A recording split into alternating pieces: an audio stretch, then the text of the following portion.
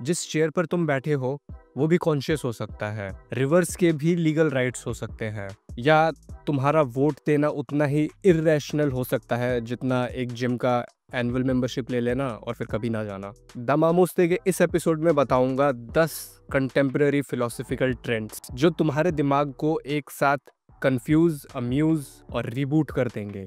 सबसे पहले बात करेंगे एआई की। आजकल तो एआई देखो सब कुछ कर रहा है, आर्ट बनाने से लेके म्यूजिक कंपोज करने तक, या बड़े सेट ऑफ डेटा को एनालाइज करना सब पॉसिबल हो पा रहा है। हैरानी की बात नहीं होगी अगर ये कल तुम्हारा थेरेपिस्ट भी बन जाए। लेकिन जब ये एआई कोई गलत डिसीजन लेता है तो सवाल उठता है कि आंसरेबिलिटी किसकी है। अमेज़न ने एक बार एक एआई हायरिंग टूल बनाया था। उसने 10 साल के रिज्यूमे डेटा से ये सीख लिया कि टेक जॉब्स जो है वो ज्यादातर लड़कों को मिलती है। और फिर क्या, वुमेन्स कॉलेज देखते ही रिज्यूमे रिजेक्ट होने लगे। बायस कोड में नहीं था, डेटा में छुपा हुआ था। एआई ने सिर्फ वही सीखा जो दुनिया ऑलरेडी मान चुकी थी। तो क्या वुमेन्स को नौकरी नहीं मिलनी चाहिए थी फिर? तो ऐसे में रिस्पॉन्सिबिलिटी किसकी है? मशीन, प्रोग्रामर, या पूरा सिस्टम जो पहले से बाइज्ड था? और यहीं से हमें पता लगता है शायद प्रॉब्लम सिर्फ मशीन लर्निंग की नहीं है, शायद हमारा ही आइडिया ऑफ ह्यूमन फ्लॉड है। शायद तुम सेंटर ऑफ द यूनिवर्स नहीं हो, तुम भी इकोसिस्टम का एक प्रोसेसर हो, पेन ड्राइव नहीं जो डेटा सेव करके सुपीरियर बन जाए। पोस्ट ह्यूमनिज्म का ये मानना है। और न्यू मटीरियलिज्म कहता है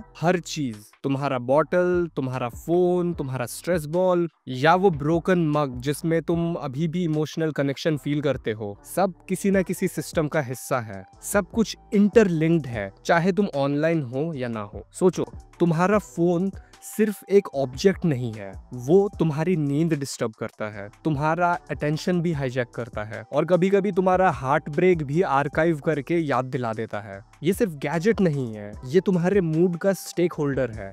या फिर तुम्हारा रीयूजेबल वाटर बॉटल सिर्फ हाइड्रेशन के लिए नहीं है, वो तुम्हारा इको गिल्ट कंट्रोल करने का एक सिंबॉलिक टूल बन चुका है। ये आइडिया कि ऑब्जेक्ट्स भी तुम्हारे लाइफ के नैरेटिव को शेप करते हैं एक होल न्यू लॉजिक प्रेजेंट करता है। तो जब इंसान सुपीरियर स्पीशीज नहीं रह जाता है और चीजें खुद भी मीनिंग बनाने लगती हैं, तो थिंकिंग पैटर्न शिफ्ट होने लगता है। और जब ऐसा होता है तो तुम्हें रियलाइज होता है कि कुछ डिसीजंस सिर्फ लॉजिक से नहीं, आइडेंटिटी से भी जुड़े होते हैं। तब आता है वो मोमेंट जब तुम पुराने इंसान से एक नए इंसान बन जाते हो। कुछ डिसीजंस तुम तब तक समझ ही नहीं सकते जब तक तुम्हें उनका एक्सपीरियंस ना हो, लेकिन उनके इम्प्लीकेशंस तुम्हारी लाइफ चेंज कर देंगे। जैसे पेरेंट बनना, या सब कुछ छोड़ के किसी एक नई जगह पे शिफ्ट हो जाना, या क्रिप्टो में पैसा डाल देना और फिर एक्सप्लेनेशन बनाना कि लॉन्ग टर्म इन्वेस्टमेंट है। पॉइंट ये है कि कभी कभी तुम ऐसे डिसीजंस लेते हो जो तुम्हारी पूरी लाइफ को ऑल्टर कर देता है। और जब ऐसा होता है तो सवाल उठता है कि क्या तुम्हारे प्रीवियस वर्जन को फ्यूचर वर्जन के लिए डिसाइड करना चाहिए था? Some decisions aren't just about choosing between options, they are about choosing to become someone new. और जब तुम खुद नहीं समझ पा रहे हो कि ये सही है या नहीं, तो फिलोसोफर्स ने सोचा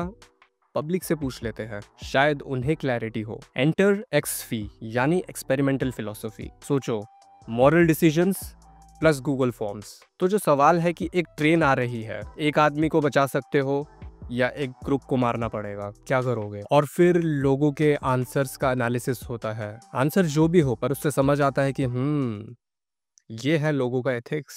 पर इसमें एक समस्या है कि सवाल किन लोगों से पूछा जा रहा है? क्या सबकी आवाज सुनाई जा रही है? क्या सबऑल्टर्न बोल सकते हैं? और अगर बोल भी ले तो सिस्टम क्या सुनता है? क्या डीकोलोनियल थॉट कहता है कि नॉलेज सिर्फ हार्वर्ड या कैम्ब्रिज से ही नहीं आता है, दादी के नुस्खों में भी एपिस्टेमोलॉजी या नॉलेज छुपा होता है। और जब हम मार्जिनल वॉइस को इग्नोर करते हैं तो हम फ्यूचर के इमेजिनेशन को भी लिमिट कर रहे होते हैं। और जब दुनिया के 90% लोग सिर्फ लिसनर बने रह जाएं और क्रिएटर सिर्फ एक एलीट क्लब हो, तो फ्यूचर का डिजाइन भी वही होगा, उनके लिए, उनके टर्म्स पर। और यहीं से आता है एक मूवमेंट जो इमेजिनेशन को टूल बनाता है, न सिर्फ आर्ट के लिए बल्कि सर्वाइवल के लिए भी। अपना फ्यूचर खुद लिखो और इस बार पेन अपने हाथ में रखो। ये सिर्फ आर्ट नहीं, रेजिस्टेंस है। क्योंकि जब तुम्हारा पास्ट इरेज किया गया हो तो फ्यूचर को इमेजिन करना खुद एक पॉलिटिकल एक्ट बन जाता है। और ये इमेजिनेशन सिर्फ रोबोट्स या फ्लाइंग कार्स तक लिमिटेड नहीं है। ये पूछता है कि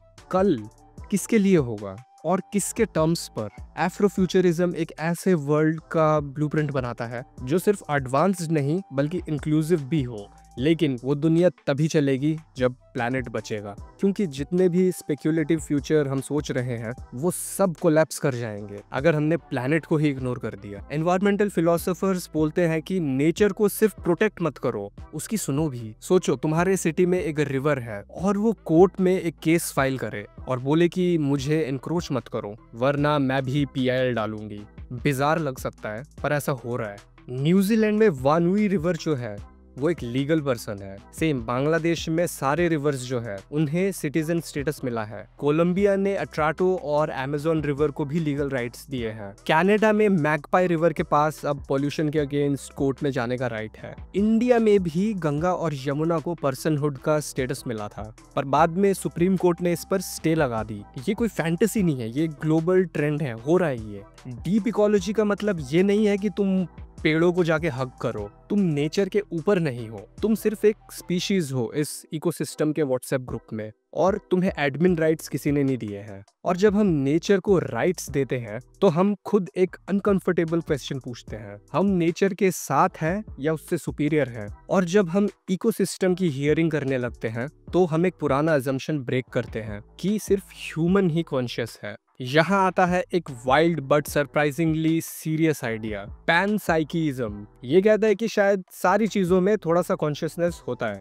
हाँ, मतलब तुम्हारा चेयर भी कॉन्शियस है, तुम्हारे चाय का कप और तुम्हारा वाईफाई राउटर भी, जो हर वक्त तभी स्लो चलता है जब तुम्हें अर्जेंटली कुछ अपलोड करना होता है। Coincidence? Panpsychism says maybe not. Consciousness might not be a glitch of the brain. शायद ये यूनिवर्स का डिफॉल्ट सेटिंग ही हो। सोचो, हम शायद गलती से इंटेलिजेंट लाइफ नहीं है, हम सिर्फ लाइफ के एक वर्जन है। और हो सकता है कि तुम्हारा टोस्टर भी एग्जिस्टेंशियल क्राइसिस से गुजर रहा हो, पर उसके पास वॉइस असिस्टेंट नहीं है बोलने के लिए। पैनसाइकिज्म कोई स्टोनर थ्योरी नहीं है, ये एक सीरियस फिलोसॉफिकल अटेम्प्ट है कॉन्शियसनेस को एक्सप्लेन करने का। और जब सब कुछ कॉन्शियस लगने लगे तो हम फिर सोचते हैं तो रियलिटी का स्ट्रक्चर क्या है? वही ओल्ड मेटाफिजिक्स का सवाल, लेकिन नए तरीके से। ओल्ड मेटाफिजिक्स का कंसर्न था बीइंग क्या है, वो सॉलिड था, स्टेबल था, लाइक अ स्टैच्यू, एक ही जगह एक ही फॉर्म में फॉरएवर। लेकिन न्यू मेटाफिजिक्स बोलता है कि बीइंग जो है वो एक प्रोसेस है, सब कुछ कॉन्स्टेंटली शिफ्ट हो रहा है, चीजें अपनी आइडेंटिटी बनाती हैं, तोड़ती हैं, फिर से रिमिक्स करती हैं। Reality is not made of things, it's made of relationships between things. तो तुम एक नीटली पैकेज्ड सेल्फ नहीं हो,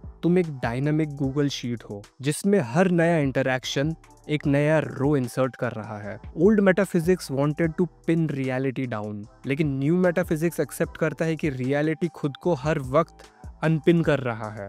यह आइडिया रियलिटी को एक फिक्स्ड मैप की तरह नहीं, एक शिफ्टिंग मेज की तरह देखता है। और जब दुनिया ही कॉन्स्टेंटली फ्लक्स में है तो क्या पॉलिटिक्स को भी फिक्स सोचना एक इल्यूजन है? और यहाँ आता है सवाल लिबरल डेमोक्रेसी पे, जिसे तुमने टेक्स्ट बुक में पढ़ा था, क्या वो अब भी रेलेवेंट है? पोस्ट लिबरल पॉलिटिकल फिलोसोफर्स कहते हैं डेमोक्रेसी का मतलब सिर्फ वोट देना नहीं है, वो एक मेसी डायनामिक प्रोसेस होना चाहिए जहां डिसएग्रीमेंट्स वेलकम हो, नॉट सप्रेस्ड। अगर सब लोग ही एग्री कर रहे हैं तो डेमोक्रेसी नहीं कंपनी मीटिंग हो रही है। तुम फ्री नहीं हो, तुम सिर्फ बर्न आउट हो।